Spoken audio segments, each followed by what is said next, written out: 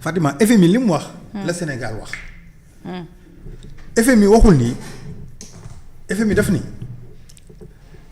bu ngeen di restructurer wala bu ngeen du restructurer si yéen la dépendre du FMI mooy ñëw na leen restructurer leen muy benn ñaar nee na pour que ñu financer il faut que mu am une santé financière dëkk bi am nu mu tuddati.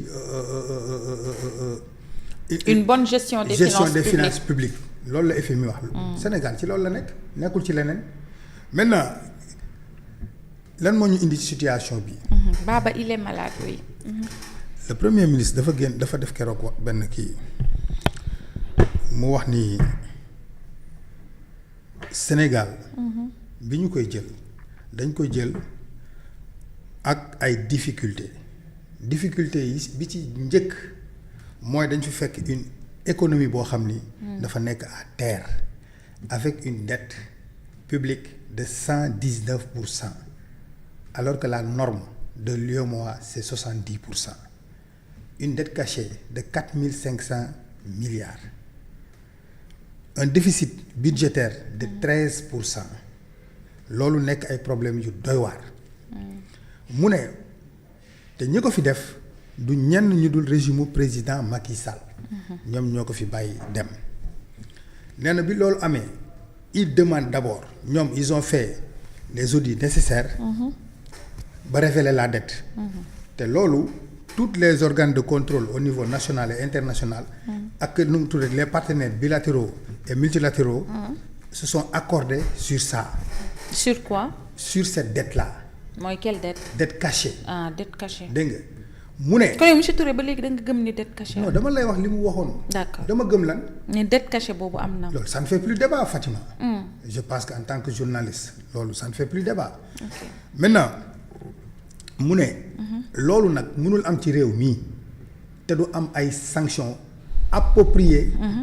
par rapport à cette situation.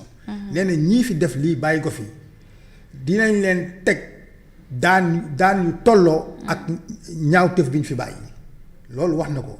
ci français la ko wax mais man maa ko traduire na. voilà mu ne malgré ça ñun le président Bassirou Diomaye. et son premier ministre ak tout le gouvernement ils ont travaillé à trouver des solutions. nee na ci solution yooyu bokk na ci nu mu tuddati le plan de redressement économique bi ñu indi. nga xam ni ñu ngi xaar ci 2026 bi. 960 milliards. de francs CFA. te nee na ça va monter crescendo. c'est-à-dire que 2027 on aura beaucoup plus ainsi de suite ainsi de suite. mu ne y a des comment dirais-je. y a des nu mu tuddati gouvernement bi. la réduction du train de vie de l'État. loolu aussi bokk na ci solution yi. déjà en 2024. l'État du Sénégal a économisé sur ses charges et ses dépenses 30 milliards. En 2025. l'État a économisé 280 milliards. sur son fonctionnement. ce qui fait plus de 300 milliards yoo xam ni État bu Sénégal. jël na ko. wàññi na ko ci ni mu doon dundee maanaam téléphone yi voyage yi séminaires yi et cetera. donc loolu muy nekk ay performances.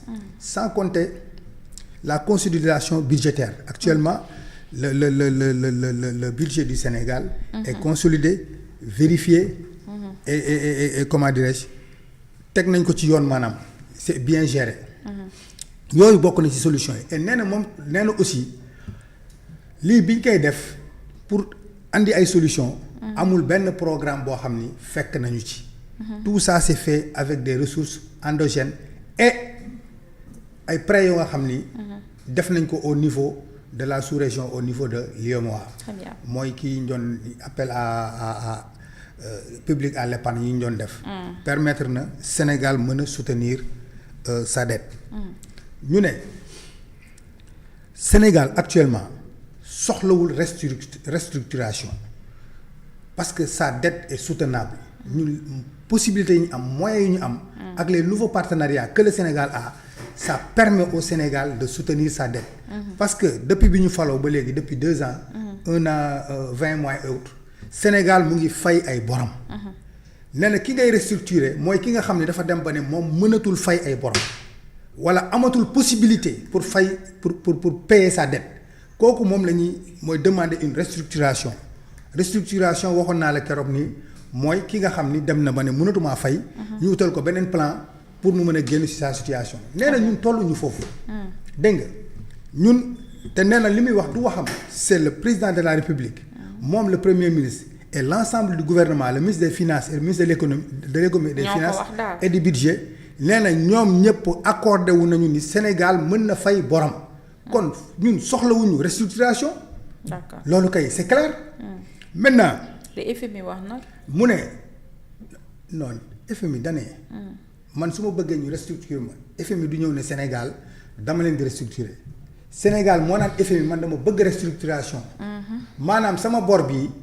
manuma koo fay xool leen yéen waa FMI yan solution ngeen ma mën a proposer ba man ma mën a fay sama bor léegi solution yooyu da ciy bokk ñu ne la comme bor yi échéance bi par exemple 2027 la woon. FMI ne la léegi kon yóbbul nañ la ko ba 2030 maanaam dañuy allonger le délai de maturation. beneen solution bi mooy mën nañ la baal une partie de la dette mais dafa am ay conséquences. mooy yow boo demee ba ne damay restructurer c'est-à-dire kenn dootu la lebal. parce que yow da nga avouer ne tu peux plus payer te mënatuloo fay say bor. wala antanatuloo say bor. kon mën nañ la dimbali wàññil la et cetera mais dootuñu la lebal. d'accord président Ousmane Sonko nee na ñun tolluwuñu foofu actuellement plan yi nga xam ñu ngi koy teg. léegi li FMI wax nii yow njàngat boobu laa soxla. moom laa lay expliquer nii. c'est-à-dire le Sénégal peut payer sa dette.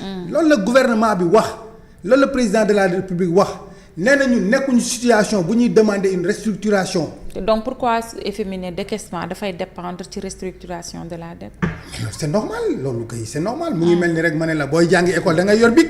loolu kay c'est tout à fait normal. d'accord très bien. xam nga ça ne veut pas dire que. actuellement on est en train de voir que les soxlawu leen restructuration de la dette publiques. mais FMI dit que pour décaissement am il faut une restructuration de la dette. non FMI n'a pas dit ça. qu'est-ce qu'il a dit. déggoo li nga lire sànq. FMI da ne.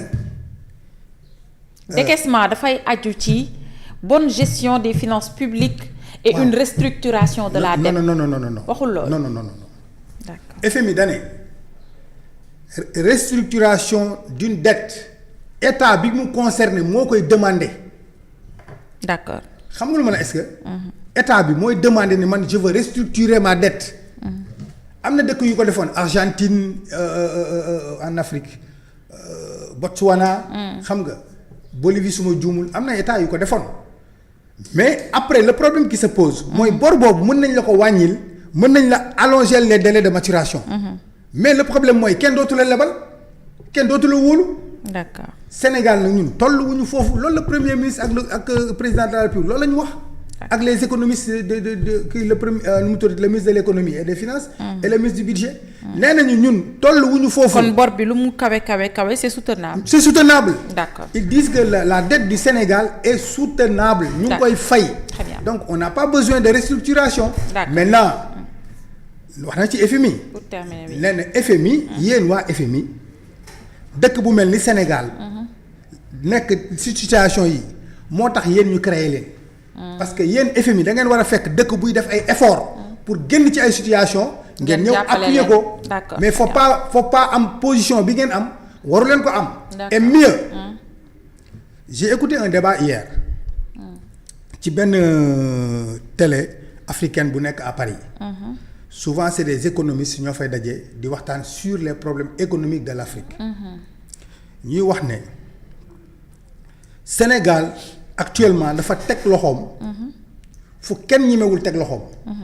mooy indexer les institutions de Bretton Woods ci seen mal ni ñuy gérer les pays africains ñu ne le cas du Sénégal nu mu tuddati FMI.